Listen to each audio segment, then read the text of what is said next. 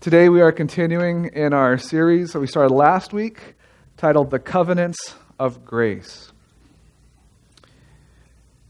What would you do if you found out that you had a sibling that you never knew existed before?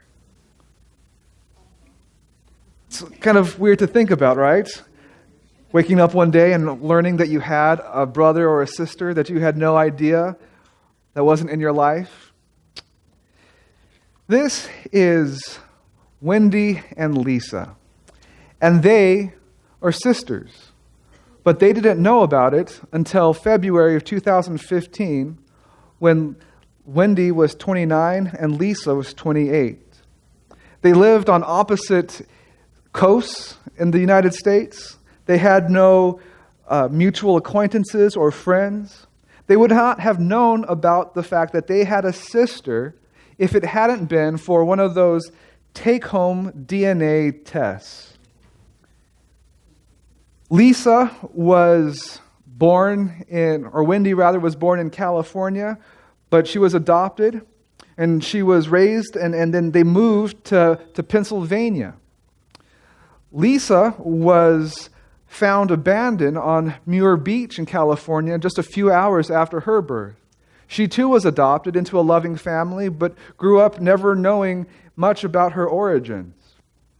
And so they both, at various points in their lives, decided to learn a little bit more about where they came from, and they took one of those DNA tests. And then, to their surprise, they got a message from the testing company saying that actually there is someone in this world, in this country, in fact, that matches your DNA at the sibling level. And they were able to get into contact, and they met each other for the first time almost 3 decades after they had been born. All because they shared the same DNA. Last week, we looked at the covenants. We began this study in the covenants, and we found that there are many covenants.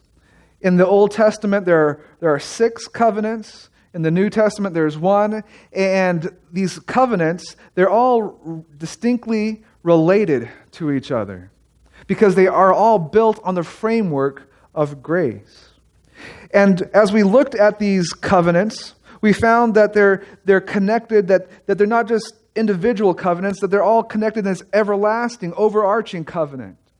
And as we looked at these covenants, we found that there's the first one that was God gave to Adam and Eve at the moment that sin entered into this world. Then there was another covenant with Noah, and another covenant with Abraham, and another covenant with the Israelites at Mount Sinai, and a covenant with the Levites, and a covenant with King David, and then finally the covenant that was ratified by Christ on the cross.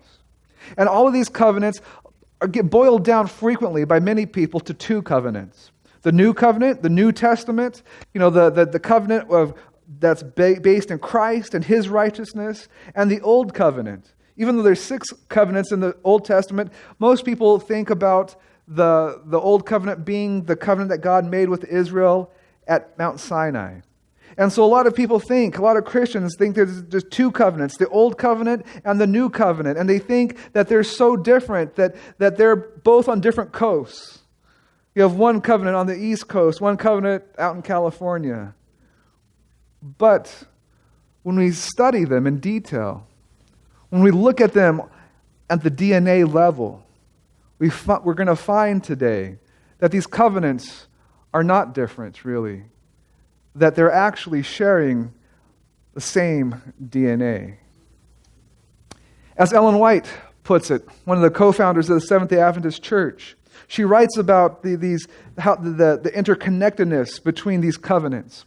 She says, God's work is the same in all time. Although there are different degrees of development and different manifestations of His power to meet the wants of men in the different ages, beginning with the first gospel promise, that first covenant that God made to Adam and Eve, and coming down through the patriarchal and Jewish ages, and even to the present time, there has been a gradual unfolding of the purposes of God in the plan of redemption. See, all of these covenants, whether you see them as 7 or as 5 or as 2 or as 1, all of these covenants have served the same purpose from the very beginning of sin entering into this world until today in 2018. And the covenants have always served the purpose of revealing God's character to us and revealing the plan of our salvation. This is the underlying, the overarching current that connects all of the covenants. This is grace. And so today, we're going to look at this DNA of these covenants, particularly, or begin with the DNA of the first, or the new covenant, rather. Last week, we spent a majority of our time looking at the covenants found in the Old Testament. But today, we're going to look at the new covenant in the New Testament, and we're going to see the DNA markers of this new covenant. And once we understand the DNA markers of the new covenant, we're going to see that actually these DNA markers are found throughout all of Scripture, throughout the Old Testament and the New Testament, throughout all of the covenants, particularly and especially the covenant that God makes with Israel at Mount Sinai, the one that most people think of as the Old Covenant. See, the truth is, the covenant's DNA are the same yesterday and today. And it even rhymes, right? The covenant's DNA is the same yesterday. It's the same in the Old Testament. It's the same at the time of Adam and Eve and Moses and Abraham and David as it is today in our world. And so what is the new covenant? The new covenant is found in Hebrews chapter 8, starting with verse 10. Here, the writer of Hebrews, who we believe to be Paul, describes this new covenant. But actually, this is not a new covenant because he's actually quoting the Old Testament prophet Jeremiah. You can read this. It's a word-for-word quotation from Jeremiah chapter 31. But Paul is saying he's emphasizing this as the new covenant. And this is the new covenant that Christians, that scholars, that academics identify as the new covenant. It starts in verse 10. This is the covenant, God is saying, I will establish with the people of Israel after that time, declares the Lord. I will put my laws in their minds and write them on their hearts. I will be their God, and they will be my people. No longer will they teach their neighbor or say to one another, know the Lord, because they will all know me, from the least of them to the greatest. For I will forgive their wickedness and remember their sins no more. And so this is the new covenant. This is the one that sounds good, right? This is the one that's all about forgiveness and grace and love and salvation. And this is the same covenant as we're going to find that can be found throughout the Old Testament as well. So what are the DNA markers of this new covenant? The first DNA marker is sanctification. Now, you might have heard me talk about this before, but sanctification is one of those big theological words that really means something relatively simple, relatively easy. It's that process of becoming more and more like Jesus. It's the process of our character becoming more and more like Christ's character. And we see this in the new covenant in verse 10, where God says, I will put my laws in their minds and write them on their hearts. Because how do you become like someone else? You become, whether it's your neighbor, or whether it's your mom or your dad, or whether it's a celebrity, the way you become like them is by knowing about them, by knowing who they are, knowing their character, knowing what they like and what they don't like.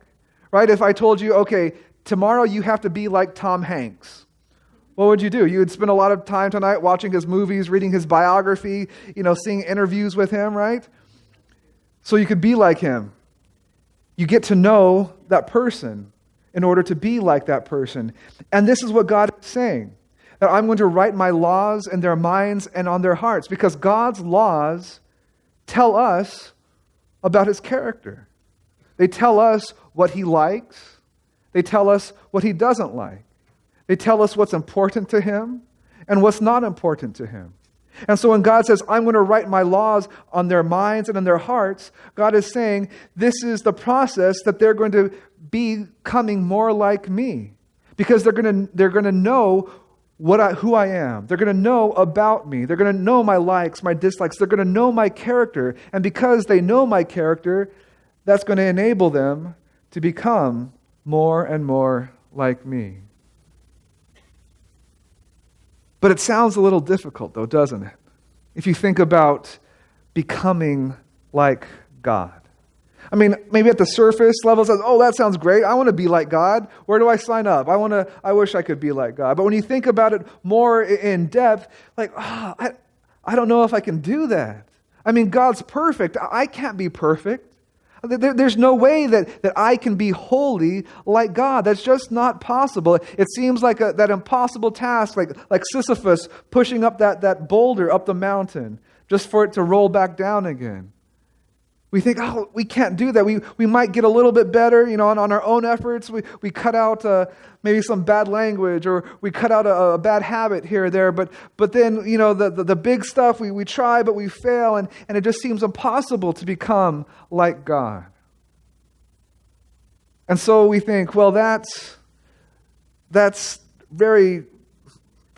impossible. And so that's just the old covenant, Old Testament stuff. And we can't do that. But this is what God asks of us to do. This is what we find in the Old Covenant. Right there in Leviticus chapter 20, starting with verse 7, God says, consecrate yourselves and be holy because I am the Lord your God. He says, this is what I expect of you. I expect you to be holy. Keep my decrees and follow them. Man, if it ended there, we'd be in a lot of trouble, wouldn't we? But God doesn't stop there. He says, I am the Lord who makes you holy. We see that right here in the heart of the Old Covenant, what many people consider to be the Old Covenant, with God telling them to obey His laws and to keep His rules, where people say, well, see, look, that's legalism. That's very legalistic. That's salvation by keeping the law. That's the Old Covenant. That's what was done away with. That's what we don't have to worry about. But here we see that God doesn't say it's up to us to keep the law. He says it's not our responsibility. It's not because of our own power that we have to keep the law. He says, I am the God who makes you holy.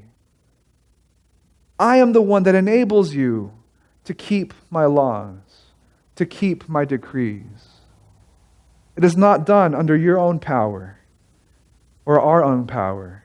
It is done through God. See, God says, look, I know I've been asking you, I'm requiring you to push this boulder up the mountain. I'm telling you in these covenants that I require you to be like me, to keep my laws. But the good news is, you're not the one pushing the boulder up the mountain. Just hop in. I got this tractor. I'm going to push it up for you. It is my power that enables you to keep my laws. That's DNA marker number 1, sanctification, the process of becoming more like God. DNA marker number 2 is reconciliation. And we find this in the last part of verse 10, where he says, I will be their God, and they will be my people. We looked last week that these covenants, whenever they came onto the scene, it was always after a severe break in the relationship between God and humanity. And yet, every time we as humans decided to turn our backs on God, God continued to come after us, to chase after us, and find a way to enter into a covenantal relationship with us in order for us to have that relationship mended. The whole point of the covenant or covenants has been to reconcile us with God. The story is told that there were 2 brothers who lived on adjoining farms. They were close, they got along well, they shared a lot of resources, but one day they had a falling out. They had a very deep, serious, severe quarrel, and it almost basically destroyed their relationship. The whole sharing of resources, that was gone. All that was left was bitterness. One day, one of the brothers, we'll call John, got a knock on his door early in the morning. He opened the door and there was a man there who said he was a carpenter, and he asked John if there was any work that he would like done. John thought about it for a moment and he said, yeah, there is something that I would like for you to do for me. So he took the carpenter out to the area where the properties join. And he showed the carpenter that his brother had taken a tractor or bulldozer rather, and made a creek where the meadow used to be. And he said, I know my brother did that just to make me angry. So I want to get him back. Carpenter, build a fence. I want you to build a fence so I no longer have to see my brother or his stupid property ever again. The carpenter pulls out his tools and starts to get to work. He works the whole day, and at the end of the day, he reports back to John. And John goes out to see this fence. But he's surprised to find that there is no fence, that the carpenter instead has built a bridge. He spent his entire day using his skills to build a bridge over that creek, to reconnect these properties. John's brother sees this bridge, and his heart is moved by the fact that his brother has done this. And so he comes out to meet his brother, and they meet on this bridge, and they embrace. And their relationship starts to heal. And they look over and they see this carpenter that has built this bridge, and he's starting to pack up and put away his tools, and they both ask him to stay a little longer to do some more work for them. And he looks at them and says, no, I have to get going. I have more bridges to build. The covenants have always served as that bridge to reconnect us to the Father. And we find this in this new covenant, where he says, I will be their God and they will be my people. We see this desire for God to be reconnected to us through the covenant. And yet we find this in the Old Testament, in the Old Covenant as well. In Leviticus chapter 26, which is this chapter that most people think of as the prime example of the Old Covenant, because the entire chapter is God's rules, God's laws, and God's punishments for breaking his rules and his laws. And they say, look, this is what we're talking about when we talk about the Old Covenant. This entire chapter dedicated to legalism. And yet, this chapter is so much more than just a list of rules. Because this chapter isn't just about punishing people that do wrong.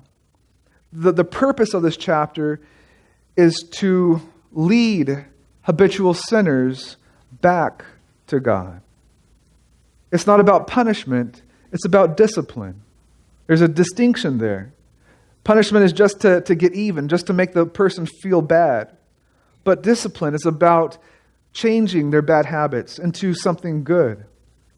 And we find that this is the case because right in the heart of Leviticus chapter 26, right in the midst of this chapter that people think is the best example of the Old Covenant's legalism, we find this verse 12. God says, I will walk among you and be your God, and you will be my people. Almost the exact words that we find in the New Covenant. God is saying, look, the whole point of these rules and these regulations and these punishments isn't just to make you feel bad. It's to bring you back to me. It's to extend that bridge so that I can be with you and you can be with me and we can be together again. This is the point of the Old Covenant. This is the point of the New Covenant. This is the point of all of the covenants. And that's why the covenants are not just multiple. There's one. And it's about being reconciled to the Father. See, the covenant's DNA is the same yesterday and today. DNA marker number 3 is mission. And we see this mission highlighted in verse 11. It says, no longer will they teach their neighbor or say to one another, know the Lord, because they will all know me, from the least of them to the greatest. This is the mission that the New Testament or the New Covenant people are called to engage with, to get to the point where everyone knows who God is. That we don't have to go out and send missionaries. We don't have to go out and tell our neighbor. We don't have to go out and have evangelistic series or do any of this, because everyone is going to know who God is. And it doesn't say they will know about me. It says they will know me. That we will get to the point where everyone has a personal, intimate knowledge of God. And that is really the mission, the purpose of God's followers, is to be on this mission to let others know about Him. And we say, oh yeah, that's good. That's the new covenant. That's, the great commission that Jesus tells his followers, his disciples, his church, to go into all the world and baptize and preach and teach and make disciples. That's the new covenant. But actually, as we see, this DNA marker is also found in the old covenant. The new covenant, yes, is about going and spreading the gospel all around the world. But so is the old covenant, which we find in Exodus chapter 19, verses 5 to 6. God says, now if you obey me fully and keep my covenant, then out of all nations you will be my treasured possession. Although the whole earth is mine, you will be for me a kingdom of priests and a holy nation. See, God is saying, out of the whole world, because of this covenant, I am making you my treasured people. And what's the purpose, God says? Not to bless you, not to make Israel rich and powerful, but to be a kingdom of priests to the world. What do priests do? What do priests do? They serve. They serve as intermediaries between humanity and God. They bring humans' needs to God, and they bring God's blessings and promises and words to humanity. They serve as this connection between the two. And God says, this is why I have chosen you, Israel, to be a priesthood for the world, to go to the world, to tell them that the good news is salvation can be found in me. I have not selected you to simply receive my blessings of riches and land and property and family and health and all of this. I have selected you. Yes, you'll be blessed, but you'll be blessed so that you can take my world, my salvation, my good news, my gospel to everyone else. This is why you are a holy nation. And this is why we see in Psalm chapter 67, verses 1 to 2, Psalms, which was the Israelites' prayer book and hymnal. This was their written down words that they would pray and sing. In 67, starting with verse 1, it says, O God, in mercy bless us. Let your face beam with joy as you look down at us.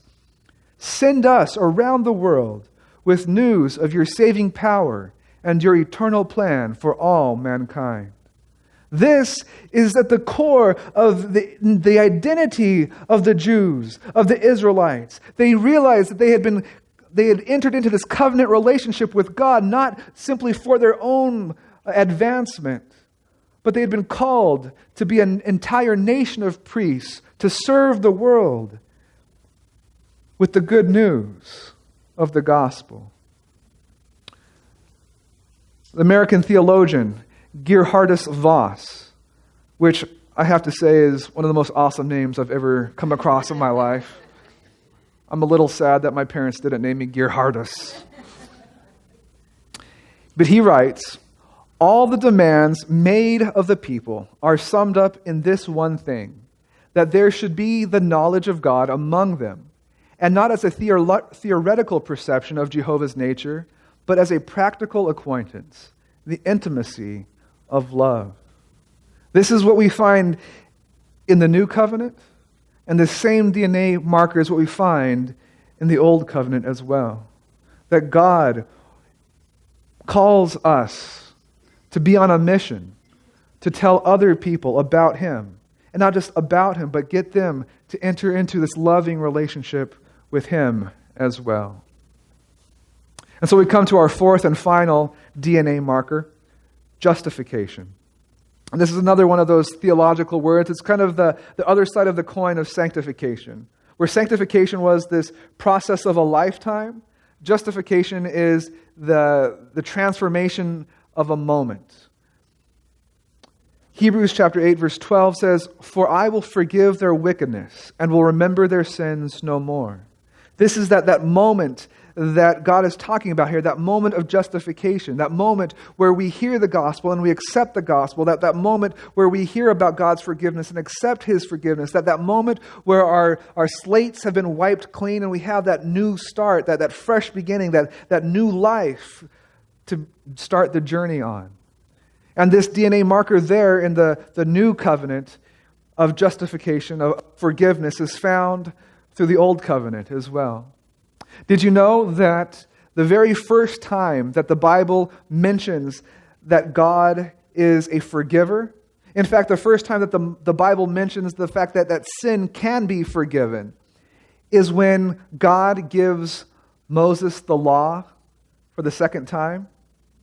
This is the very first instance of forgiveness really being a concept in Scripture.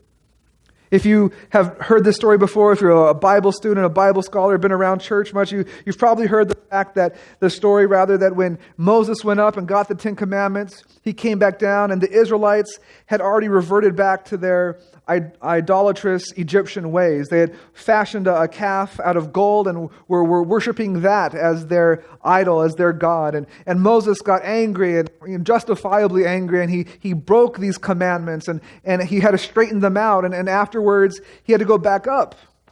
He said, I broke these laws. I can't leave empty-handed, right? So I have to go back up. And God gave him another set of the commandments. And here in this second interaction between Moses and God, God reveals Himself to Moses.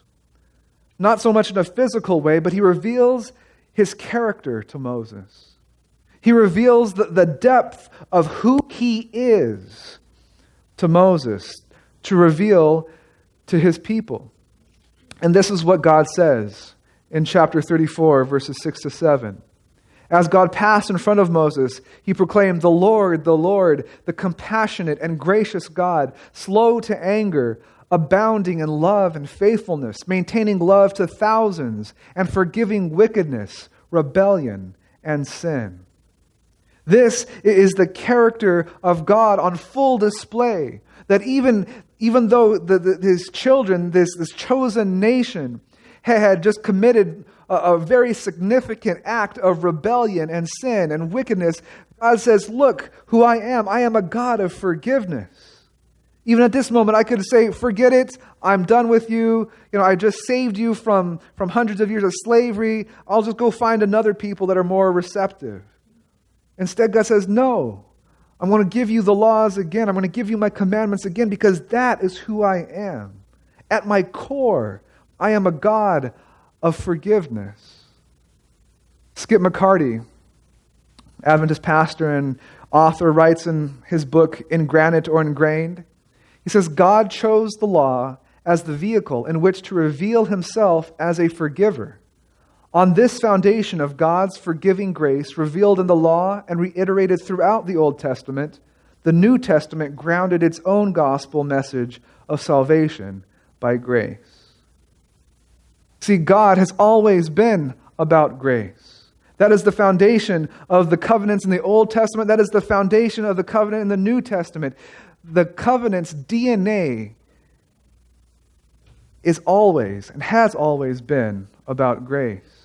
And that is why Paul writes in Hebrews chapter 4, verse 2, for this wonderful news, for this wonderful gospel, this message that God wants to save us has been given to us just as it was to those who lived in the time of Moses.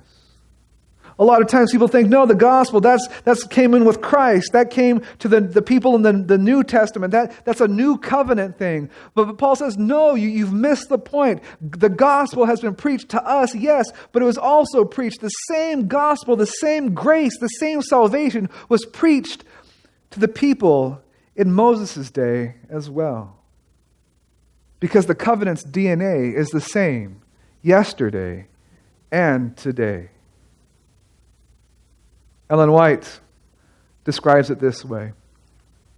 She says, in the old dispensation, in that time of the Old Testament, in that time where people think that there's an old covenant, She says, in the old dispensation, believers were saved through the grace of Christ as presented in the gospel, as we are saved today. The only means of salvation is provided under the Abrahamic covenant.